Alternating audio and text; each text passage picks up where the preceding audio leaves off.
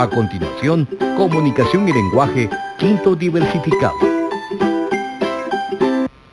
Bienvenido a este espacio educativo Aprendo en Casa. Soy Pablo Salvatierra y en esta oportunidad desarrollaré el tema textos continuos y discontinuos del área de comunicación y lenguaje para quinto diversificado. Si en casa hay alguna persona con discapacidad, este tema les ayudará a ejercitar habilidades y destrezas como la atención, la memoria, el pensamiento lógico y la habilidad lingüística. Y antes de iniciar, te recomiendo que laves constantemente tus manos con agua y jabón o las desinfectes con alcohol en gel. Y en esta oportunidad nos acompaña Abdi en la interpretación de la lengua de señas. Bienvenido, Abdi. Hemos estado viendo a partir de sesiones anteriores acerca de la semiótica, acerca de la semántica, sintaxis, pragmática, así como la intención comunicativa. También vimos cómo se relaciona todo esto del signo con la comunicación. Y esto lo podemos aplicar tanto en la lectura de textos como cuando nosotros creamos o redactamos nuestros textos. ¿Cómo? Nosotros establecemos una intención. Entonces sabemos por qué queremos comunicar, para qué queremos comunicar. Y algo nos motiva, es decir, nosotros queremos comunicar por algo. Entonces, cuando nosotros pensamos acerca de ese por qué y para qué, nosotros ya estamos estableciendo nuestros objetivos para comunicarnos y cómo vamos a comunicarnos.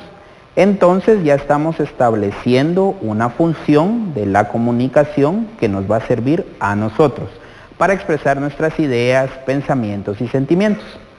También te recordarás que viste acerca de los textos narrativos, textos poéticos, textos informativos y que todos estos transmiten ideas, pensamientos y también en cierta forma, o no en cierta forma, sino que también forman parte del proceso de comunicación. Es decir, aunque no tengas un emisor físico como una persona, sí tienes ese texto, ya sea por medio de un libro, por medio de imágenes, por medio de signos, que te están transmitiendo ya un mensaje o información. Y te recuerdas también que a partir del estudio pragmático determinamos que hay un locutor, una información que se transmite y un interlocutor, y que esto ya nos da algo más de dinamismo en el proceso de comunicación, porque entonces ya hay una respuesta por parte del receptor que en cierto momento se vuelve también emisor y busca otra respuesta de parte de quien era el emisor, pero que se vuelve en receptor. Entonces es una comunicación de dos vías. Y esto es lo que vamos a ver también hoy, cómo se aplica al momento ya sea de leer o de crear textos, ya que de forma general podemos clasificar los textos de dos formas: textos continuos y textos discontinuos. Y te preguntarás, ese tipo de textos, ¿cuáles son? Si yo únicamente aprendí narrativo, poético, informativo, expositivo, argumentativo, pues estos textos, como lo estamos clasificando, entran dentro de esta gran clasificación general que podemos hacer. Y cuando ya veamos de qué se tratan estos textos, te darás cuenta que tú ya has tenido contacto o que ya has leído y creado o redactado estos dos tipos de textos. Pero para iniciar, entonces vamos a leer este texto. El sistema nervioso. El sistema nervioso periférico, SNP por sus siglas, es la parte del sistema nervioso formado por todos los nervios que se encuentran fuera del sistema nervioso central, SNC por sus siglas. Los nervios son haces de fibras neuronales, que se conocen como axones, que se agrupan para transportar información desde y hacia el SNC o sistema nervioso central. Ahora establezcamos, ¿de qué nos está hablando este fragmento? ¿Cuál crees tú que es la idea principal? ¿Y cuáles son las ideas secundarias? Recuérdate que muchas veces la idea principal puede estar en el texto o puede no estar dentro del texto y la tienes que inferir. El tema o la idea general de lo que trata un texto lo puedes resumir, por decirlo de alguna forma, en un enunciado, que generalmente va a ser un sustantivo. Entonces acá el tema es el sistema nervioso. Ahora determina tú cuál es la idea principal y cuáles las ideas secundarias. Pero ahora también te pregunto, ¿cómo podrías presentar esta información de otra forma? Es decir, no utilizando, como ves acá, que hay oraciones, hay enunciados completos, sino de una forma totalmente diferente que te haga fácil a ti la comprensión del tema. Y es que muchas veces tal vez hayas trabajado mapas mentales, mapas conceptuales, infografías, diagramas, y estos también son textos, únicamente que se clasifican de otra forma, y es lo que vamos a ver hoy. Pero para comenzar entonces, ¿qué es un texto? Para así poder tener ya una definición. Hemos visto entonces las intenciones comunicativas, qué se debe hacer al momento de redactar, pero en sí, ¿qué es un texto? Hablamos de textos narrativos, descriptivos, pero ¿qué es un texto? En sí el texto es una unidad lingüística, pero ¿qué es una unidad lingüística? Recuérdate que vimos que la lingüística estudia el lenguaje, es decir, la capacidad del ser humano de comunicarse a través de signos. Entonces, si es una unidad lingüística, es el uso de esos signos para comunicarse, es utilizar esa capacidad que yo tengo de poder crear signos o utilizar los signos que ya existen para poderme comunicar. Pero ¿qué hago yo con esos signos? Los conformo o los ordeno en un conjunto de enunciados. ¿Te recuerdas que cuando estábamos viendo la pragmática, establecimos que los enunciados no son simplemente oraciones, sino que pueden ser frases inacabadas, solo algún tipo de expresión, incluso si yo digo la, eso es un enunciado, es decir, todo aquello que puede poseer un significado y que transmite alguna idea. Pero ¿qué poseen estos enunciados? Poseen una intención comunicativa. ¿Te recuerdas de los actos del habla, que se busca una respuesta, que se busca desarrollar información en un contexto determinado? Todo eso es la intención comunicativa. Si tú escribes un cuento, ¿qué intención tienes al escribir ese cuento? Si tú redactas una investigación, ¿qué intención tienes cuando redactas esa investigación? Si tú contestas alguna pregunta que te hace otra persona, ¿qué intención también tienes tú al contestar y revelar cierta información? Entonces siempre estamos comunicándonos por una intención y por una motivación y esperando una respuesta. Y los textos pueden ser tanto orales o escritos. En este momento yo estoy desarrollando un texto oral. Generalmente pensamos que los textos únicamente pueden ser aquellos que nosotros leemos, porque están escritos con las grafías o letras, pero un texto también puede ser oral. Y del oral lo puedes transcribir y se puede volver en un texto escrito. O incluso puede ser un texto de imágenes. Así como el cine, las películas muchas veces no tienen diálogos, sino que únicamente nos presentan imágenes, eso ya es un texto. Recuerda que lo estamos viendo desde el punto de vista de la semiótica. Entonces todo lo que nos rodea se convierte en signo. Incluso la ropa que tengo yo en este momento o que otros profesores tienen se convierte en un texto si tú ya lo quieres analizar desde el punto de vista semiótico. Entonces con esto se te facilita a ti ya analizar y comprender a las demás personas, tanto en sus gestos, en su forma de hablar y en su forma de vestir. Y esto nos da más capacidad comunicativa, porque nos permite prepararnos correctamente para emitir un mensaje. ¿Y qué elementos contiene un texto? Pues los elementos que contiene son relaciones que se establecen entre estos enunciados. ¿Te recuerdas de la sintaxis y de la semántica? Acá ya lo vemos entonces aplicado. Un texto va a tener una relación gramatical. La gramática es la que determina las normas o las reglas que se utilizan al momento de conjugar o agrupar los signos, es decir, crear oraciones. En nuestro caso, si hablamos de un texto escrito basado en palabras. Y a esta relación se le conoce como cohesión, que es una de las etapas de la redacción. La cohesión, esta relación o particularidad o cualidad que tienen los textos, es que todos los elementos del texto se relacionan siguiendo las normas ortográficas, sintácticas, gramaticales. Es decir, van a poseer esa relación de, si es una oración subordinada, sabemos que se tiene que introducir por medio de una preposición. Si es una compuesta, también sabemos qué tipo de preposición o conjunción se tiene que colocar. Si es una compleja, entonces nosotros ya sabemos cómo es que tienen que ir relacionadas todas las oraciones. Y todas van a formar elementos o unidades más grandes que se conocen como párrafos.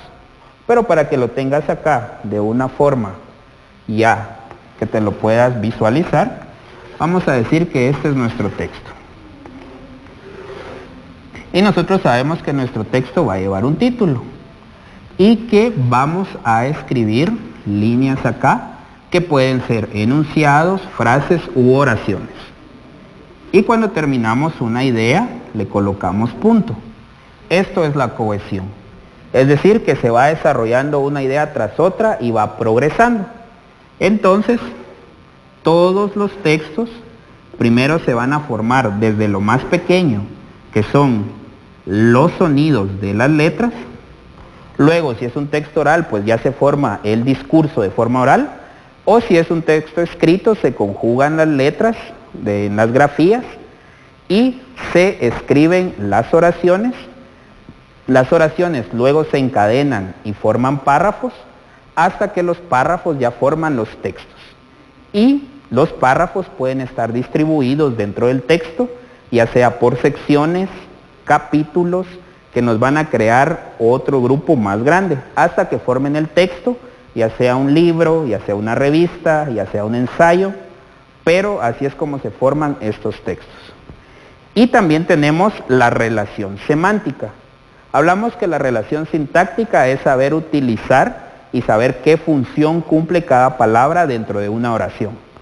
Ahora, ¿te recuerdas que cuando vimos la semántica, establecimos que toda oración, a partir de cómo estén conjugados las palabras, nos va a dar un significado? Hablamos, por ejemplo, de María llama a Diego. No significa lo mismo que Diego llama a María. Sintácticamente son iguales, pero semánticamente son diferentes. Entonces, la relación semántica se refiere a eso, que haya una coherencia en el significado, tanto en la relación como en el significado profundo que va a tener esa oración. Por ejemplo, podemos encontrar una coherencia también en los cuentos fantásticos. Puede que estén hablando de un fantasma y en nuestra realidad nosotros sabemos tal vez o no creemos en los fantasmas o sabemos que los fantasmas no existen. Pero dentro de la narración hay una coherencia de todas las palabras y del significado que te hacen creer a ti que estás leyendo algo real. Entonces eso también es coherencia, que todas las palabras, según el significado y según el contexto en que las estén usando, crean esa verosimilitud, es decir, esa veracidad, que sea verdad lo que estás diciendo y que todo sea coherente, que todo esté relacionado y que vaya encadenado con el mismo tema. Pero para el efecto de la sesión que estamos desarrollando, vamos a dividir entonces los textos en dos: texto continuo y texto discontinuo. Ya establecimos que es un texto, que es la unidad lingüística formada por un conjunto de enunciados que poseen intención comunicativa y que tienen relación gramatical, que se le conoce como cohesión, y relación semántica, que se le conoce como coherencia. Pero entonces, ahora, ¿qué es un texto continuo y qué es un texto discontinuo? Un texto continuo. Tenemos acá, como generalmente nosotros sabemos que se forma un texto, es su estructura, un título, oraciones, se van desarrollando ideas por medio de la palabra escrita o así como yo lo estoy haciendo por medio de la palabra oral. Entonces, un texto continuo es aquel que presenta oraciones. Así como acá, cada línea puede ser una oración y al momento en que se encadenan y van desarrollando una idea, forman párrafos. Y estos párrafos a su vez van a formar secciones que, si se agrupan de otra forma o en conjuntos más grandes, forman capítulos. Y al final estos van a formar nuestro texto, ya sea libros o revistas. Pero ¿qué es lo que hace que sea un texto continuo? ¿Por qué se le llama así? Nosotros leemos, bueno, en nuestra cultura leemos de izquierda a derecha y de arriba hacia abajo. Entonces las palabras van progresando, van de forma continua. Por eso es que se le llama texto continuo. Y las ideas van progresando según vamos leyendo. Y esto nos exige una lectura lineal, es decir, una palabra tras otra. Recuérdate que cuando hablamos de los signos, hablamos que una de sus características es la linealidad. No podemos nosotros leer las palabras de una vez, en un solo grupo, ya que no entenderíamos, sino que tiene que ir una tras otra. Eso es lo continuo. Y la interpretación, nosotros nos permite interpretar una oración, un enunciado, un párrafo, pero sí nos exige esa interpretación. ¿Y cuáles son los textos continuos? Pues los que ya has estudiado anteriormente, los narrativos que relatan sucesos, expositivos que presentan ideas, argumentativos que defienden alguna opinión o descriptivos que nos dan cualidades o nos relatan cualidades de algo o de alguien. Y ahora, ¿cuál es un texto discontinuo? Cuando has visto estadística o cuando has visto matemática y has trabajado datos agrupados o de tendencia central, al final has trabajado gráficas. O incluso si has leído noticias acerca de censos que se han realizado en el país, te muestran gráficas. También si se desarrolla alguna noticia o algunos conceptos, a veces solo te dan imágenes o incluso te han pedido muchas veces que hagas mapas conceptuales o un mapa mental acerca de un tema. Todos estos son textos discontinuos. ¿Por qué se les llama discontinuos? Porque son enunciados fragmentados. Supongamos que queremos pasar este texto continuo a un texto discontinuo, que queremos y nos piden un mapa conceptual. ¿Cómo quedaría entonces? Podemos formarlo de la siguiente manera. En los cuadros ir colocando los conceptos y recuerda que los mapas conceptuales se deben de conectar por medio de preposiciones o conjunciones. Y después solo ir colocando los conceptos que nosotros consideremos importantes e irlos conectando. Y acá entonces ya hicimos un texto discontinuo. ¿Por qué? Porque no nos exige esa lectura lineal, sino que tenemos que verlo globalmente, es decir, como un todo, y analizar cada concepto. Eso nos ayuda, son también técnicas o estrategias para poder nosotros determinar si comprendimos el tema, ya que nos permite sintetizar el tema que leímos. Entonces los textos discontinuos son estos enunciados fragmentados, la información no es progresiva como va apareciendo acá en un texto continuo, y la lectura no es lineal, porque cuando lees este tipo de imágenes, este tipo de diagramas, tu vista no va de izquierda a derecha, sino que lo ve todo globalmente. Y la interpretación tiene que ser global. Tienes que entender entonces todo lo que está acá para tomar el significado completo de este texto. ¿Y cuáles son los tipos de texto discontinuos que nosotros podemos encontrar? Como acá, cuadros, gráficas, tablas y diagramas, mapas o incluso formularios. Los formularios porque estos tampoco te dan información progresiva, sino que es información específica que te piden los formularios y eso la convierte en un texto discontinuo. Entonces ahora ya sabes cómo transformar o cómo convertir el texto que leímos al principio en un texto discontinuo. Leámoslo nuevamente. El sistema nervioso. El sistema nervioso periférico, SNP, es la parte del sistema nervioso formado por todos los nervios que se encuentran fuera del sistema nervioso central, SNC. Los nervios son haces de fibras neuronales, que se conocen como axones, que se agrupan para transportar información desde y hacia el SNC. Si entonces en clase te pidieran o te piden, convierte este texto en un texto discontinuo, ¿qué clase de imagen o diagrama usarías? Acá podemos ver entonces un ejemplo. Tenemos el tema, que es el sistema nervioso, y tomamos las ideas que nosotros comprendimos de ese texto. Y ya podemos colocar entonces una imagen para graficar todo lo que nos estaba diciendo el texto.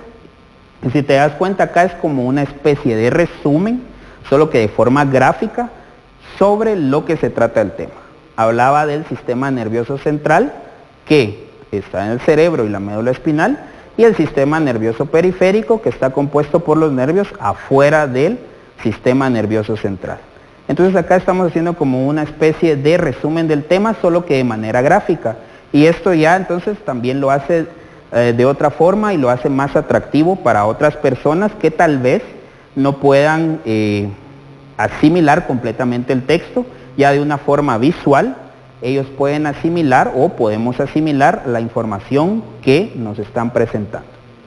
Entonces ahora como reto te queda la clase siguiente, si puedes hacer un texto discontinuo del tema que vayan a desarrollar y que lo puedas también trabajar en tu cuaderno. Ten presente de guardar tus trabajos y ejercicios en tu portafolio Aprendo en Casa. ¿Qué aprendiste en el programa de hoy acerca de los textos continuos y discontinuos? Comparte lo que aprendiste con alguien más y ten presente de lavar tus manos constantemente con agua y jabón o bien con gel antibacterial. Agradezco tu atención a lo largo de todas estas sesiones y hasta una próxima oportunidad.